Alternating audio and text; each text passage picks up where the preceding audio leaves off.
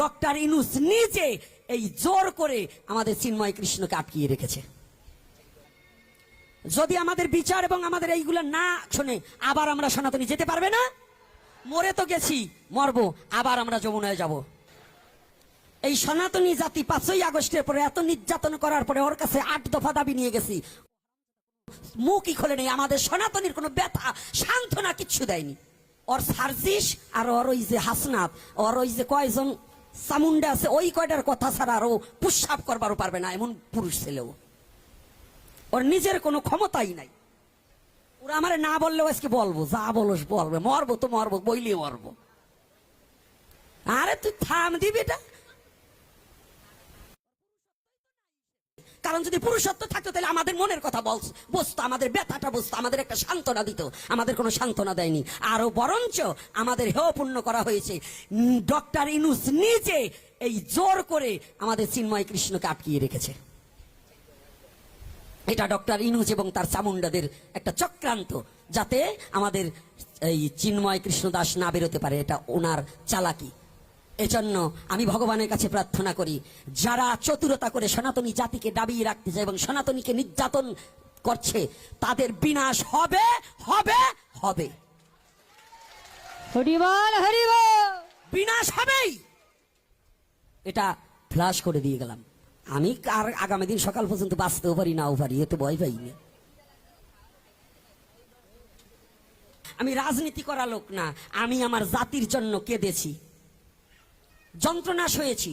এই যন্ত্রণাটার জন্য তার কাছে গিয়েছিলাম, আমাদের কথা শোনেনি। কয়টা দালাল বাংলাদেশের, ওরা হিন্দু না মুসলমান তাও জানি না, ওরা বলছে আমরা হিন্দু বৌদ্ধ খ্রিস্টানের অমুক, ওরা হিন্দুই না, ওদের জীবনে আমরা চিনি না। ওই দালাল কয়টারে বানাইছে, হিন্দুর পক্ষ থেকে আইছে ওই দালাল কয়টা, ও আছে কার জন্ম তাও জানি না। সেই কয়টার, সেই দালাল কয়টারে সাজাই আমাদের একটা ঠক দেশে, এই জোচ্চর আমাদের ঠকিয়েছে। ঠকায়নি? সত্য কথা বলেন, ঠকায়নি? এটা একান্ত দরকার। যে দল আসুক, আমার এটা কোনো দরকার না। আমার সনাতনী জাতিকে যে নিরাপদে রাখবে আমি তার সাপোর্ট করি, না হলে যে কোনো দল আসুক আমি তার সাপোর্ট করি না। আমার জাতি যদি নিরাপদে না থাকে, আমি একা সাধু সেজে কোনো লাভ নেই। আছে আছে নাকি? কথা বলেন না কেন? তাই ঘরে বসে থাকবেন। আজকে চমৎকার একটা কথা বলে গেল আমার মনির বাবা, যে আপনারা ভয় পান কেন।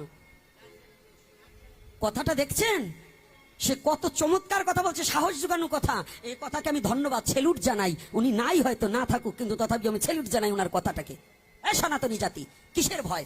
অন্যায়কারী আসলে পরে তুমি লাঠি হাতে দাঁড়িয়ে যাও, অন্যায়কারীকে হত করে দাও। কিসের ভয়? যে দুষ্টের কারণে আমার মায়ের ইজ্জত থাকবে না, আমার মেয়ের ইজ্জত থাকবে না, আমার সন্তানের ইজ্জত থাকবে না, আমার বোনের ইজ্জত থাকবে না, ওই দুষ্টকারীর সাথে আমার কোনো আপোষ থাকতে পারে? এত ভয় পান কেন? আমি সাধু হয়ে যদি পারি, আপনারা পারেন না? কোন যুবক ছেলে ভয় পাবে না। একটাই জিনিস, আমি সনাতনী, আমি কোনো অন্যায়ের পক্ষে থাকবো না। আমরা ন্যায়ের পক্ষে থেকে আমরা ন্যায়কে গ্রহণ করব, অন্যায়কে লাথি মেরে পিছে ফেলে দেব। পারবেন না? এত ভয় কিসের? চুপ ছিলাম, এতদিন দেখেছিলাম, ভেবেছিলাম দেখি আমাদের কথা একটু বলে নাকি। না, এরপরে বাংলাদেশে এই যে অভয়নগরে পোড়াচ্ছে, বরিশালে, আরো কয়েক জায়গা, এই ইউনূস সরকার ক্ষমতায়, এই অন্তর্বর্তী সরকার থাকাকালীন এর একটা কোনো মীমাংসা আমরা পাচ্ছি না। এখনো দাউ দাউ করে হিন্দুর বাড়ি জ্বলছে, হিন্দুকে নিধন করা হচ্ছে, হত্যা করা হচ্ছে, হিন্দুর মেয়েদের তুলে নিয়ে যাওয়া হচ্ছে। কতগুলো দেখবে, আমি ভিডিও ফুটেজ এবং ঠিকানা সহ আমি দেখিয়ে দিতে পারবো। এর বিচার যদি সামনে না হয়, সারা বাংলার সনাতনী আবার আমরা গিয়ে যমুনায়, আমরা আবার সারা বাংলাদেশের সনাতনী যমুনায় যাব। যদি আমাদের বিচার এবং আমাদের এইগুলো না শোনে, আবার আমরা সনাতনী যেতে পারবে না। মরে তো গেছি, মরবো, আবার আমরা যমুনায় যাব। আবার আমরা যমুনায় যে আমরা আবার শুরু করব আন্দোলন। না হলে বুঝছি উনি আমাদের কথা শুনছে না। আর এইবার দরকার হয় প্রয়োজনে কয়েক লক্ষ মরে যাব, তাতে ভয় নেই। কিন্তু আমাদের যদি সনাতনীদের এই নির্যাতন বন্ধ না করে, আবার আমরা যমুনাকে ঘেরাও করব। জয় শ্রী রাধে। আস্তে, হাসার কোনো কথা না। ওকে আমি ধন্যবাদ দিচ্ছি, আমি ধন্যবাদ দিচ্ছি। সারা আমার এই মেসেজের মধ্যে সারা বাংলাদেশ জেনে যাও, আর সনাতনী ঘরে বসে থাকার সময় নেই। কারণ যদি আমাদের নির্যাতন বন্ধ না করে, আমরা আবার মাঠে নামবো। কি নামতে পারবো কিনা? আমাদের নির্যাতন যদি বন্ধ না হয়, আমার সনাতনীর যদি ঘর বাড়ি জ্বালানো হয়, মেয়েরা যদি নিরাপদে বাড়ি না ফিরতে পারে, স্কুল থেকে যদি 3টা মেয়েকে তুলে নিয়ে যাওয়া হয়েছে, এগুলো যদি ইউনূস সরকার বন্ধ না করে এবং তার চামুন্ডারা যদি বন্ধ না করে, আমরা আবার যমুনাকে ঘেরাও করব। আর এবার ভিন্ন রূপে হবে, এটা বলে দিচ্ছি। হয়তো মৃত্যু হবে আমার, আর নচেত এই অপশক্তির পরাজয় ঘটিয়ে দেব। হয়তো মৃত্যুকে সাথে নিয়ে যাব, নচেত এই অপশক্তির পরাজয় ঘটাতে হবে যারা আমাদের হিন্দুদের প্রতি। আমি সরকারের কথা বলছি না, যদি তিনি আমাদের একটা সান্ত্বনা বাক্য দিত আমার কোনো কষ্ট ছিল না। আমাদের একটা সান্ত্বনা বাক্য কিন্তু দেয়নি। তাদের সাজানো নাটক, দালাল দিয়ে সনাতনী ধর্ম চলে না। সনাতনী ধর্ম সাধুদের কাছে আসতে হবে। ওই দালালদের মতো দেহ ব্যবসায়ীদের কাছে কোনো ধর্মীয় কথা বলে তাদের সান্ত্বনা দিলে হবে না। আমাদের বাপ এক, আমার কথা এক, আমাদের কাজও এক। কি পারবো না? কি ভয় পাচ্ছেন নাকি বাবারা? আমার কথায় কষ্ট পাইছেন? কষ্ট পাবেন না। এটা অধিকার কেউ দেবে না, অর্জন করতে হবে।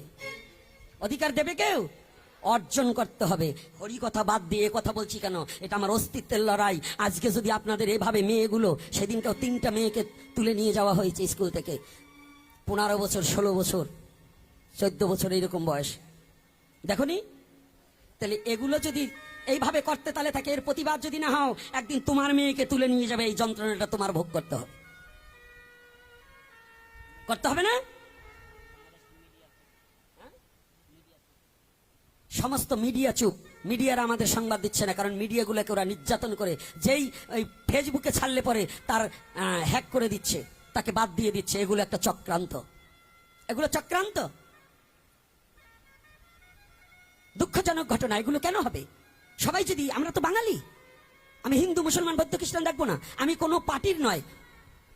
দল থাকতেই পারে, দল একজন করতেই পারে। তোমরাও যারা লাফাচ্ছ, তোমাদেরও ভিডিওগুলো এখন টুকে টুকে দেখা হচ্ছে। তোমরা যারা আওয়ামী লীগের দোসর ভাবে আমাদেরকে খিতাব দিচ্ছ, না, এ বাংলাদেশে ওখানেও সব জায়গায় সনাতনী ছড়িয়ে আছে। সনাতনী কোন দলে নেই? কোন দলে? বাংলাদেশের সমস্ত দলে। জামাতের মধ্যেও সনাতনী আছে, আছে না? আমি তো নিজে গোপীনাথ বলেছি, যদি জামাত এসে আমাদেরকে রক্ষা করে, আমার সনাতনী নির্ভয় দেয়, অভয় বাণী দান করে, আমি জামাতের পক্ষে কাজ করব, কোনো অসুবিধা নেই। কিন্তু কথা দিতে হবে, আমার একটা সনাতনী যেন নির্যাতন না সহ্য করতে হয়। কি? একজন চেয়ারম্যান কোনো দল মত থাকে না, সে একজন গার্জিয়ান হবে, তাকেই বানাবো যার জন্য আমি নিরাপদে থাকতে পারবো, তাই তো? আমার কোনো যে দল করে করুক, আমার কোনো এটা নয়। কিন্তু আমার সনাতনী জাতি যদি নিরাপদে ঘরে ফিরতে না পারে, আমি তার দল করতে রাজি কি বাবা থাকবো? আবার সম্প্রীতির বন্ধনে আমরা আবদ্ধ হতে চাই। তাই আমি মেসেজ দিয়ে দিলাম, এটা আপনারা সচেতন থাকবেন। এরপর থেকে প্রত্যেকটা জায়গায় জায়গায় আমরা একটাই কথা থাকবে, আমরা অন্যায়ের প্রতিবাদী, আমরা ন্যায়ের পক্ষে থাকব, আমরা ন্যায়কে নেব। আমরা বাংলাদেশ ছেড়ে যাব না, এবং বাংলার ভূমি আমার জন্মভূমি। স্বর্গের চেয়েও উচ্চ স্থান, স্বর্গের চেয়েও পবিত্র স্থান হচ্ছে আমার জন্মভূমি। আর আমার এই জন্মভূমিকে পরিত্যাগ করে যাওয়ার সিদ্ধান্ত আমরা এখন নেব না। কোন দিক যাবেন? বর্ডার বন্ধ করে দিয়েছেন, মামা বাড়ি যাবেন?